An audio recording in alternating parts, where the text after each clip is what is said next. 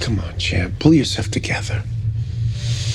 Deep breath. For God's sakes, look at you.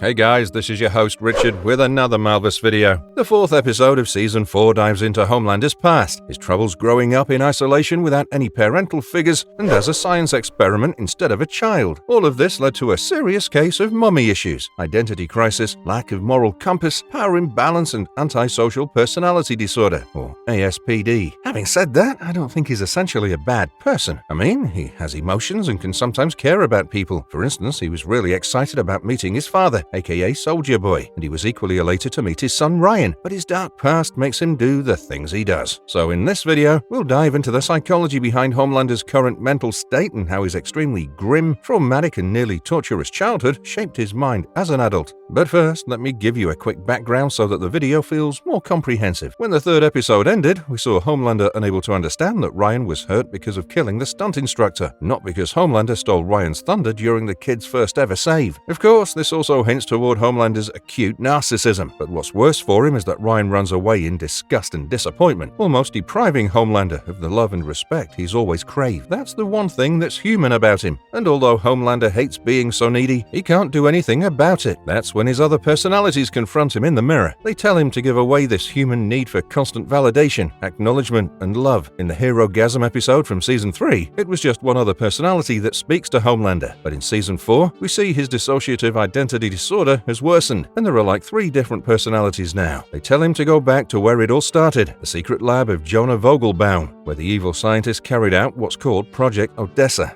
And that's what Homelander does. He comes to his old haunt and addresses people like Frank, who turned up the temperature when Homelander was inside a heating chamber, which he called the oven. Next, he deals with Martin, who used to call Homelander Squirt, because Martin once caught a juvenile Homelander masturbating. None of these men fare well. And finally, he stops when he meets Barbara, who used to work with Jonah Vogelbaum and was among the top bosses of the secret facility where Homelander grew up. So, what were the effects of Project Odessa on Homelander? How did he go from a sweet, obedient boy to an emotionally unstable monster? Let's find out. Before we go into our explanation, we have a very small request. If you like our content, please support us by subscribing to our channel. This is a small click for you, but for us it means a lot. Thank you. Let's begin.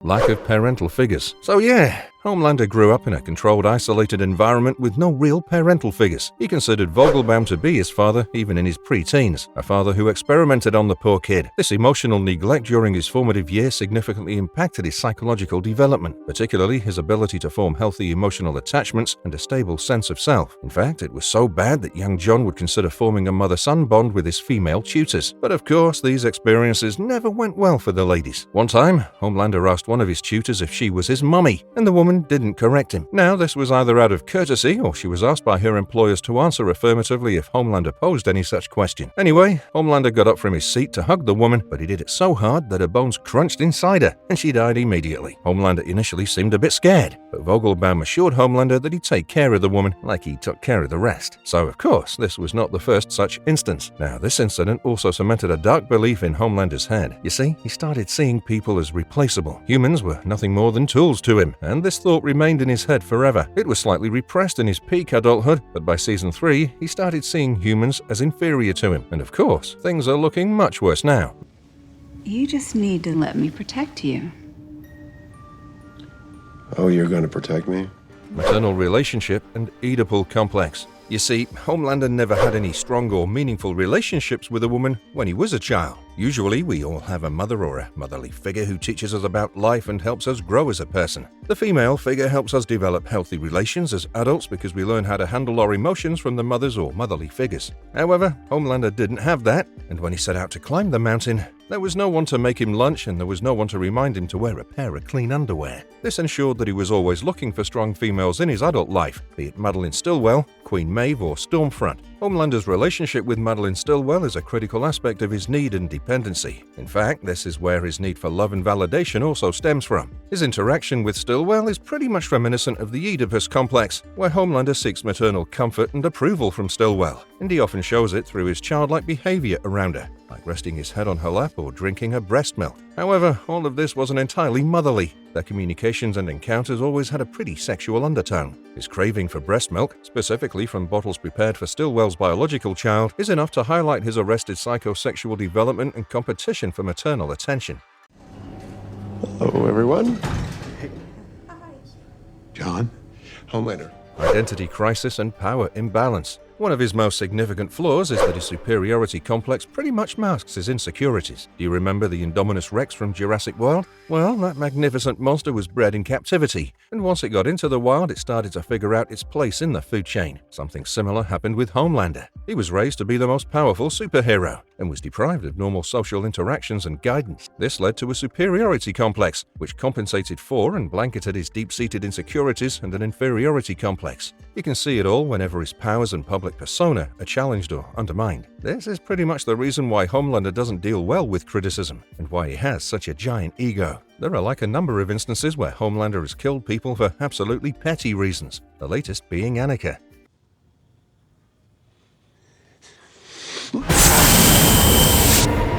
Impacts of Compound V. Although Compound V is the source of his powers, it's left him with some serious self-worth issues. Homelander's powers derived from Compound V contribute to his narcissistic traits but also fuel an internalized imposter syndrome. He's aware that his abilities and the adoration he receives are not genuinely his but manufactured, which undermines his self-worth and contributes to his psychological conflict. In the episode from Diabolical, where he goes in to take down the terrorists, he ends up killing everyone, even the hostages. In fact, he knows that the terrorists never planned to kill anyone, and yet he fails to control himself from massacring all those people. In fact, when he went to threaten Stan Edgar by telling him that he's the poster boy of Vought, he thought Stan had pissed his pants, but Stan showed him just how powerless he was as an individual. Sure, he might be the most powerful person on Earth, but all that power doesn't mean he can feel worthy. Oh my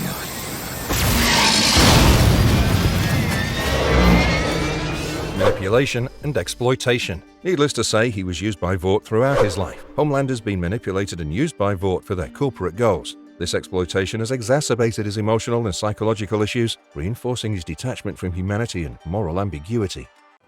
Can I get a selfie? Of course you can.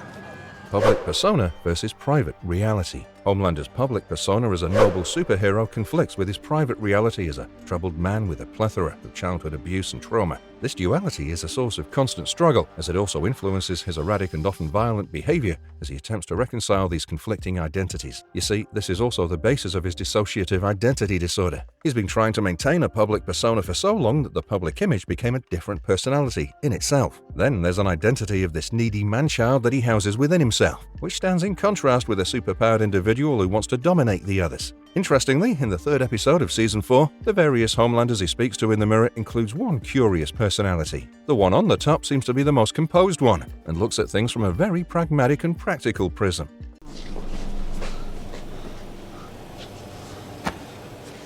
Lack of moral compass. Once again, the absence of ethical guidance ensured that Homelander never really figured out the difference between right and wrong. The absence of ethical guidance in his upbringing, combined with the skewed moral environment of Vought, left Homelander without a clear moral framework. This has allowed him to rationalize harmful actions and decisions without empathy or remorse. How else would you describe him letting a plane full of passengers crash into the ocean and be cool about it? He had absolutely no remorse when all those people died. I mean, he even tried to falsely reassure a little girl that everything was gonna be alright. In fact, most of the evil things he does are rooted in a false belief that he's in the right. I'm not saying that his moral compass is broken, I'm saying that it doesn't exist in the first place. This guy's an absolute mess. Do you remember the last few scenes of Stormfront where she was in the hospital bed struggling for her life? Well, I'm glad that the evil Nazi witch is dead, but what Homelander did to her and how he made her please him in his last moments was just despicable. I can't believe I felt sympathy for a Nazi. And boy, he also had a post-nut clarity after she was done. Gross, Homelander, gross. You deserve to die. Nothing? What did you say to me? I'm sorry. Shit. Psychological and emotional trauma. Of course, the combination of isolation, emotional manipulation, and the pressure of being a product rather than a person has left Homelander with significant unresolved trauma. This manifests in his deep vulnerability and unstable emotional responses, particularly under stress or when his authority is challenged.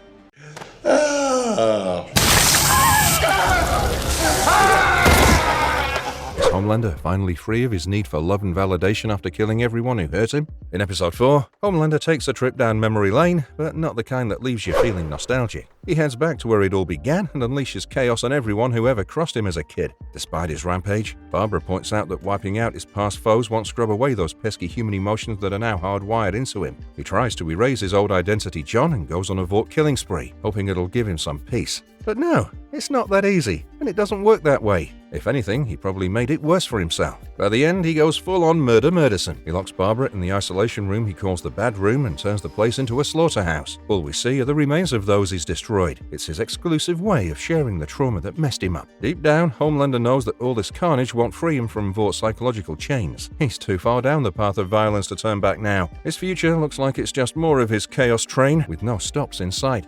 Is Homelander a sociopath or a psychopath? What effect did his childhood have on his adult life? Homelander's often called a sociopath, but that's a serious understatement as well as an oversimplification. You see, his character's deeply nuanced, and he's been shaped by his environment instead of people. I don't deny that he displays some aspects of antisocial personality disorder, or ASPD, which includes a lack of empathy, disregard for morality, and impulsive violence. And although Homelander seems to embody these traits, his character is super complex and goes beyond textbook sociopathy. I've already established that this guy has a particular proclivity towards violence and impulsivity. Once he imagined himself lasering a crowd in a fit of rage. Although he was only imagining himself killing all the people, he could have very well done it if there were no leverages or constraints on him. I mean, you can't imagine Superman even thinking about doing something of this sort, right? But yeah, Homelander can, and he'd clearly enjoy it. These imaginations, they mirror his real capacity for violence and are a beacon of his deep-seated sociopathic tendencies. Another awesome trait that psychopaths like Jeffrey Dahmer and Ted Bundy have is that they're extremely good at charming people. Likewise, Homelander can also charm the hell out of you if you didn't know who he really was or if you met him in public where he had to maintain an image. He's usually a great orator and can move masses to his cause. In fact, it's this use of charm that allows him to put up a facade on his more sinister motives. Perhaps the most chilling aspect of his personality is his obvious disregard for human life. I've already mentioned the airplane incident, but there are like so many others as well. His decision to let the passengers die seemed necessary for greater corporate and personal gain. In fact, in the scene where he kills Blindspot, he killed a soup there. But since he was disabled, Homelander thought he deserved to die. Now, although he has all these sociopathic tendencies, I somehow feel that he's more of a pseudo-sociopath. The making of a pseudo-sociopath. Homelander's transformation into what's termed a pseudo-sociopath is largely because of his environment, right from his childhood to his adulthood. So yeah, he has these innate tendencies toward caring and love, sure, but his upbringing under the control and absolute supervision of Vought, the immense powers he has, warped his personality. The latter overpowers the former and induces sociopathic behavior that is situational rather than inherent. Additionally, Homelander uses fear as a strategic tool. For instance, his threats to Starlight about destroying New York if she exposes him is a great example of how he uses fear to maintain control and assert dominance. He kills people in front of other people so that everyone fears him. I mean, yeah, it ultimately came to bite him in the ass because no one was willing to stand up to him because of how scared they were, and he had to ultimately go and get Sister Sage to help him run Vought. And if you liked our content, don't forget to leave a like and subscribe to us if you haven't already. Have a good one, and be safe. Thanks everyone.